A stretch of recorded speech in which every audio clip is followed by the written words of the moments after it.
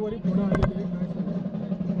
वाखरी गट जो आपला जाहीर झाला महिला राखीवसाठी, त्या संदर्भात ज्यावेळेस चर्चा व्हायला लागल्या त्यावेळेस ही उमेदवारी काय आपण कोणी जाहीर केली नाही. स्वर्गीय वसंतदादा असतील किंवा इतर सगळ्या लोकांनी ज्येष्ठ मान्यवरांनी त्या वाखरी गट आणि बाहुनी गटामध्ये चांगल्या पद्धतीनं काम केलेलं आहे.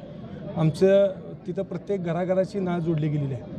त्यामुळं या गटाचं प्रतिनिधित्व काळे घरातल्या व्यक्तीने करावं असं लोकांची मान्यता आहे. त्यामुळं लोकभावनेतनं किंवा लोकांच्या मागणीतून खऱ्या अर्थाने ही उमेदवारी समोर आली आणि त्या कारणानं लोकांनी सांगितलं की तुम्ही प्रतिनिधित्व करताय, पण प्रतिनिधित्व करत असताना एक संविधानिक पद तुमच्याकडे पाहिजे, ज्या कारणानं तुम्ही सभागृहात जाऊन जेडपीच्या सभागृहात जाऊन आमच्यातले प्रश्न माणसाने तेवढ्या पोटतिडकीनं किंवा तेवढ्या धाडसानं ती प्रश्न सोडवू शकताय. या भावनेतनं लोकांनी सांगितले की तुम्ही या उमेदवारी घ्यावी.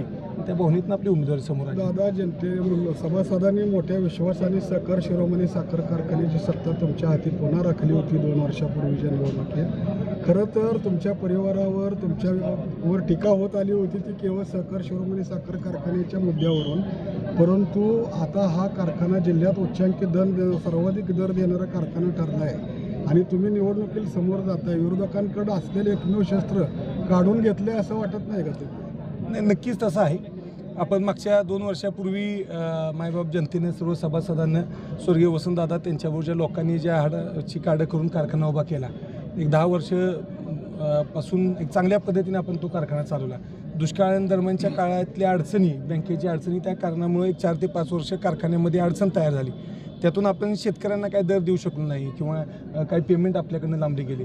पण त्यातून आपण शासन दरबारी पाठपुरावा करून प्रसंगी पक्षसुद्धा बदलून पण आपण त्यातनं लोकांना न्याय द्यायचा किंवा त्यांची बिलं देण्याचा प्रयत्न केला. त्यातनं मार्ग निघाला. आज एक सहयोगी तत्वावर आपण तो देतोय. म्हणजे फायनान्स बँक त्या निमित्ताने येते आणि आपण मॅनेजमेंट आपलंच आहे. लोक काही त्याविषयी अपभ्रंश करतायत, लोकांमध्ये अफवा पसरतात, पण तसं काही नाही. आता जो 4 महिने 2 महिने कारखाना चालवला आहे त्यामध्ये लोकांच्या लक्षात आले हा कारखाना काळेंचा आणि सभासदांच्याच मालकीचा आहे आणि त्याचा एवढा चांगला फरक झाला आहे की आज उच्चांकी दर देतोय आपण. आज 2 दिवसात बिलं सगळी जाहीर देतोय. तोडणी वाहतुकीची बिलं येत आहेत, कामगारांचे पगार वेळेवर होत आहेत. पुढच्या वर्षी जवळजवळ 350 ते 400 ट्रॅक्टरचे करार आज रोजी तयार झालेत. म्हणजे 2005 साला जो काळ होता की प्रत्येक गावामध्ये 10-15 ट्रॅक्टर असायचे आणि प्रत्येक सभासदाचा ऊस पहिल्या नंबराने घेतला जायचा आणि चांगला दर दिला जायचा, ती परिस्थिती पुढच्या वर्षी तुम्हाला बघायला मिळेल. 100% फायदा होईल. दादा, चेअरमन कल्याणराव काळे हे राष्ट्रवादी काँग्रेसचे प्रांतिक सदस्य आहेत, तर तुमच्यावर प्रदेश उपाध्यक्ष पदाची जबाबदारी आहे.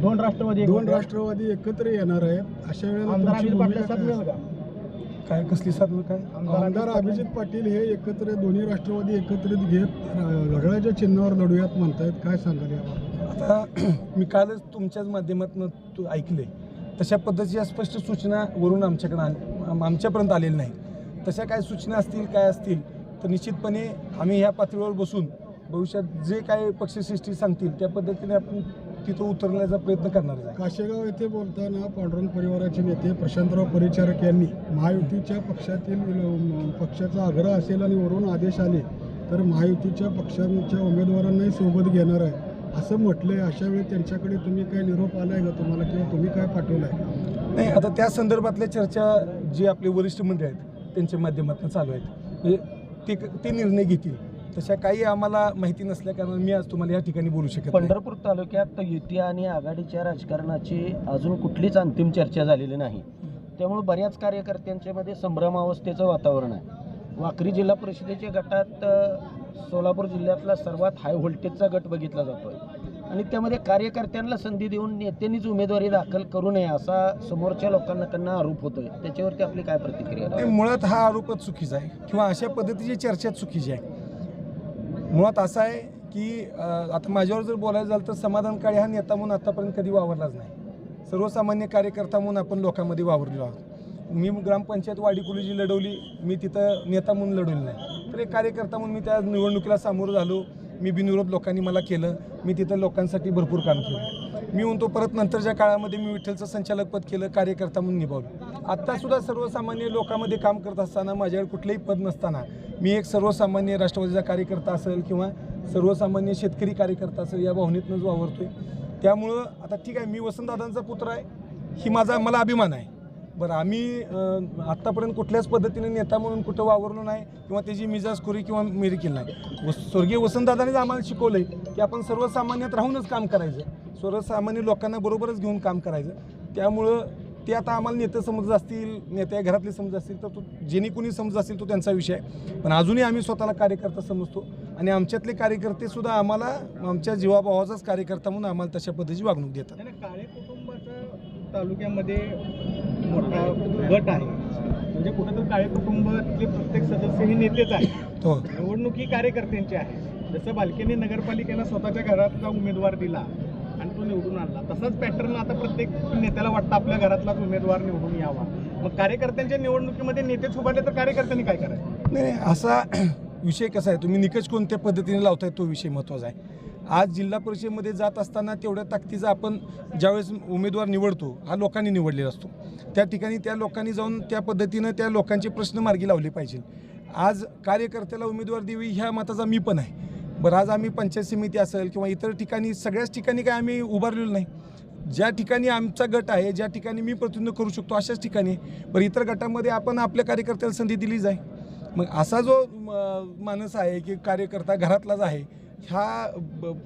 ही बऱ्यापैकी मला चुकीचं असं माझं व्यक्तिगत मत आहे. कारण नाही घराण्याशिवाय वाटायचं काही संबंधच येत नाही.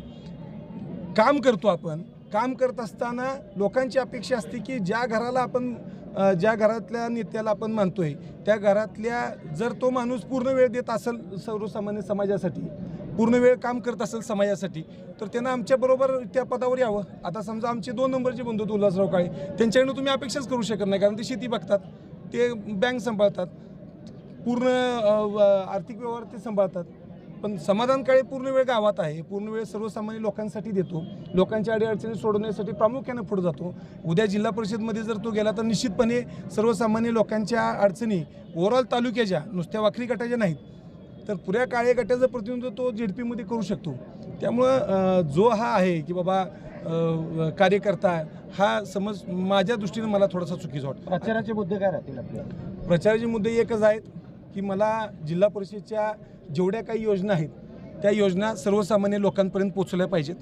अशा भरपूर योजना आहेत की ज्याविषयी लोक ज्ञात नाहीत, ज्या लोकांना आपल्याला फायदा देता येत नाही, तर त्या सर्व योजना सर्व घटकांच्यापर्यंत पोचवण्याचं काम या जिल्हा परिषदेच्या माध्यमातून आपण करणार आहे. दुसरा विषय, आपण वाखरीमध्ये काम करत असताना आपण एक मॉडेल तयार करायचं नियोजन असं करतोय की जास्तीत जास्त फोकस महिला सबलीकरणावर देतोय, बचत गटावर देतोय, जास्तीत जास्त फोकस अंगणवाडीवर देतोय. कारण आपली पुढची पिढी जर घडवायची असेल तर निश्चितपणे अंगणवाडीपासून जी लहान मुलं आहेत त्यांना आत्तापासूनच त्या पद्धतीचं शिक्षण देणं किंवा आत्तापासूनच त्यांना तशा पद्धतीचे संस्कार करणं गरजेचं आहे. तर जिल्हा परिषदेच्या माध्यमातून जास्तीत जास्त निधी तिथं खर्च करून आपण ती जी पिढी आहे त्यांना एक वेगळं रूप देण्याचं काम या निमित्तानं करणार आहे. माझी जिल्हा परिषदची जी उमेदवार आहे मी त्यासाठी निश्चित खर्च घालणार आहे. निवडणुकी या तोंडावर वाकरी टिपर चालतायत आणि विकास कसं पाहतात? काय चालते निवडणुकी या तोंडावर अनेक रस्ते होत आहेत, टिपर चालतात. आता हा थोडासा निवडणुकीचा इलेक्शनचा त्या लोकांचा मुद्दा आहे जो तो ज्याच्या पद्धतीनं लोकांपर्यंत पोहोचण्याचा प्रयत्न करतोय. तिथं गेल्यानंतर लोकांची मागणी होती त्या भावनेतनं ती लोक तिथं काम तिथं देत आहेत. पण निश्चितपणे ह्यानं काही जास्त फरक पडत नाही. सर्वसामान्य लोकांना आज इलेक्शन आलो ना आपण तिथं गेलो असं होत नाही. आपण फार पूर्वीपासून लोकांच्या संपर्कात राहावं लागतं, फार पूर्वीपासून लोकांच्या कॉन्टॅक्टमध्ये राहून त्यांची कामं करावं लागतात. आज इलेक्शनच्या तोंडावर आपण एखादं काम केलं तर मला वाटतं त्याचा काही जास्त फरक पडत नाही. धन्यवाद.